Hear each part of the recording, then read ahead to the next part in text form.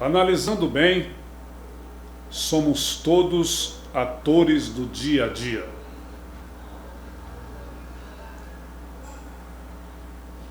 Estamos sempre interpretando algum tipo de personagem. Podemos até rejeitar essa ideia e essa possibilidade, mas não há como eliminá-la. Eu gostaria de esclarecer algumas coisas. O artista precisa estar preparado para estar sempre exposto às críticas e observações nem sempre favoráveis ao seu trabalho. Quero fazer uma defesa dos cursos online que apresentamos na internet. Não eu, mas todas as pessoas que fazem isso e que fazem de forma séria, que fazem de forma profissional, fazem de forma correta.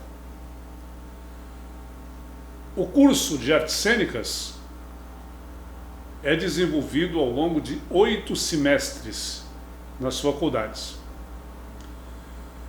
Esse programa dos 8 semestres não contempla as mídias eletrônicas,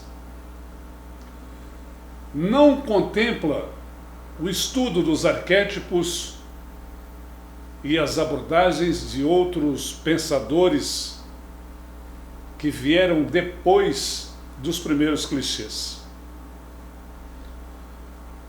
Imaginem o volume de informações que esse curso contém em 8 semestres e acrescente a isso tudo o que se faz hoje em televisão e internet e tudo que se faz hoje de estudo complementar de cursos técnicos de aprimoramentos vocais, cênicos e físicos. Por favor, não esperem um milagre de um curso online com 5 ou 6 horas de duração. Se você fizer vários cursos do Instituto Cultural Brasil, você provavelmente vai encontrar muitas convergências e muitos pontos comuns entre eles. E é natural que encontrem, porque não é possível falar de leitura dramática sem falar de circunstância proposta, fecênica e verdade do lugar. Não há como falar... Não há como falar de interpretação sem ler clássicos. Não há como falar de todos esses componentes sem voltarmos ao berço dessa civilização artística, que é a mitologia. Inicialmente a mitologia grega e depois nórdicas, egípcias e outras que possam complementar isso. Então nós, para desenvolver nosso estudo, fragmentamos por segmento e procuramos desenvolver com a máxima objetividade e a máxima simplicidade das linguagens esses tópicos que são mais utilizados e que são mais frequentemente solicitados aos atores para desenvolver. Para se alcançar esse conjunto de realidades, é preciso estudar separadamente a questão da voz. Você não pode fazer todos os personagens da sua carreira com a sua própria voz. Então você precisa estudar técnicas vocais que lhe permitam construir vozes. Aí nós temos um curso chamado Instrumento Voz. A voz é um instrumento que executa as emoções da alma humana, etc. e tal. Então, precisa fazer. Mas do que é que esse pessoal está falando? Aí vocês precisam fazer teatro, arte da vida, vocês conhecerem a história do teatro, como é que tudo surgiu, como é que tudo apareceu. Aí nós temos um curso chamado Artistas de TV. São pequenos tópicos para apresentações de pequenos trabalhos, como comerciais, reconstituições, participação em documentários, em programas políticos e outros trabalhos curtos. Interpretação em cinema, teatro e televisão já é mais abrangente, traz um pouco de cada uma das linguagens para que vocês possam ter aquilo como ferramenta e desenvolver a partir dali.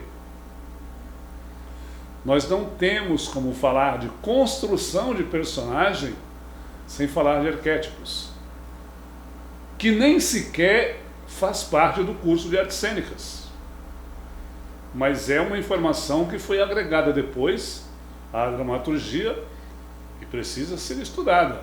Então existe um curso de arquétipos para a construção de personagem. A sua formação não pode ser feita de um dia para o outro com apenas uma leitura superficial de alguma coisa, não teria lógica. Uma profissão que oferece salários de até $1 milhão, aqui a nível de Brasil, $50 milhões a nível de Hollywood, cachê de Julia Roberts, de Angelina Jolie, de outras superstars de Hollywood, para fazer um filme. Essa profissão precisa ser levada a sério, as pessoas têm que estudar, têm que aprender a fazer. Não há como chegar a fazer esse Angelina Jolie, não tem como. Não há esse milagre. Então aqui eu quero tentar juntar um pouco dessas ferramentas para facilitar a evolução de vocês que já têm alguma informação, que já têm algum conhecimento. Por exemplo, você já sabe respirar com o diafragma?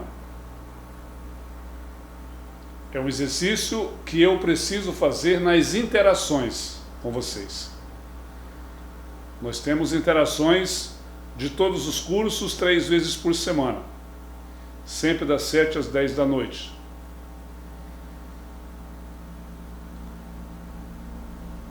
Exercícios de voz.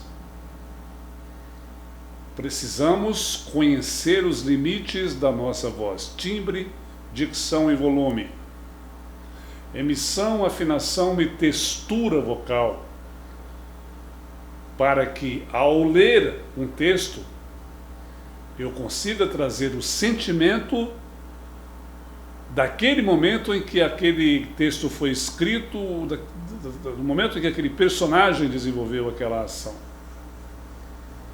Se ele é um personagem religioso, jornalístico, poético, político, marginal, promíscuo, em cada uma dessas circunstâncias, esse personagem tem uma textura vocal para desenvolver as suas falas. Então nós temos um texto institucional que eu passo para todos vocês. Serve para todos esses exercícios de tonalização de voz, de emissão de voz, de respiração, de volume, de velocidade de voz. Isso tudo está ligado à construção que vocês fizeram do personagem. E essa construção está diretamente ligada à análise temporal do texto, à classificação que vocês fizeram, se é um épico, se é um contemporâneo, se é um futurista, se é popular, se é clássico, se é ficção realista, se é crônica de cotidiano. Gente, essa profissão não é tão simples quanto parece. Às vezes, vendo um produto pronto, temos a impressão de que é muito fácil fazer aquilo. Mas quando vamos realizar, descobrimos as suas dificuldades. Então, vamos ao Zabelê e Zebedeu, que é o nosso texto de exercícios, com o qual eu vou trabalhar com vocês nas próximas etapas do nosso curso, ok? Então, vamos ler os 3 tons. Zabelê e Zebedeu no tom grave. Eu não acredito que eu estou ouvindo isso. Você está ouvindo exatamente o que você merece ouvir. Mas por que é que você acha que eu tenho que ouvir isso? Você tem que ouvir muito mais do que isso para compreender que as coisas não são como você quer que elas sejam. Vamos fazer isso num tom médio. Eu não acredito que eu estou ouvindo isso. Você está ouvindo exatamente aquilo que você merece ouvir. Mas por que é que você acha que eu tenho que ouvir isso? Vamos fazer isso num tom agudo. Eu não acredito que eu tenha que ouvir isso. Você está ouvindo exatamente aquilo que você merece ouvir. Nós sugerimos que os atores procurem identificar a tonalização da sua voz. Qual é o grave mais grave que você consegue fazer? Tente, desafie, repita. Quantas vezes forem necessárias para encontrar o grave, mais grave que você consiga fazer. A partir desse grave, você vai ter um médio, que é o tom confortável para você trabalhar durante horas e horas, sem ter nenhum problema de sua voz, de sua garganta, de você ficar rouco, ou de sentir algum desconforto. Evite fazer leituras em tons agudos. Os agudos são apenas para desenhar curvas dramáticas. Boa pergunta. O que são curvas dramáticas, né? Vamos explicar o que são curvas dramáticas. São as nuances de leitura que você trabalha nos desenhos sobre o seu texto com a sua voz. Então, você tem um texto do Zabelê e Zebedeu, né, que fala assim: qualquer dia desses, você vai acabar me levando à loucura com essa sua paranoia de que tudo está errado. E só você está com a verdade absoluta sobre todas as coisas. Veja que eu fiz uma sequência de curvas. Você pode fazer uma sequência completamente diferente. O outro pode fazer uma sequência de curvas completamente diferente. Então, as curvas dramáticas são feitas assim. As curvas por fora, elas vão pelos agudos. As curvas por dentro, né, as cavidades, elas vão pelos graves. Você está pensando que eu vou ficar quieto? Uma curva descendente do agudo até o grave. Então precisamos exercitar esse texto exaustivamente. Eu costumo dizer que esta nossa arte é a arte de repetir exaustivamente até nos aproximarmos da perfeição. Porque a perfeição não existe. Todos os dias temos que desafiar um limite para superar. Nunca devemos acreditar que fizemos nossa melhor cena.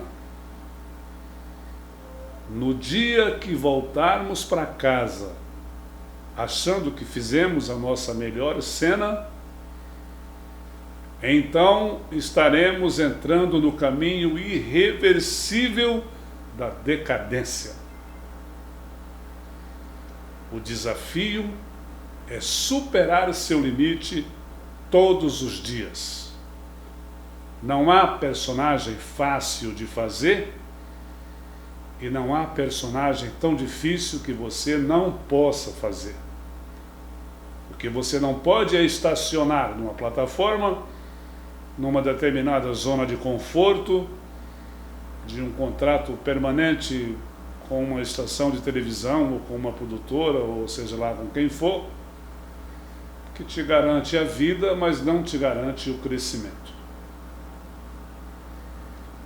Então, em nossa carreira, o desafio de superar o limite é o nosso combustível.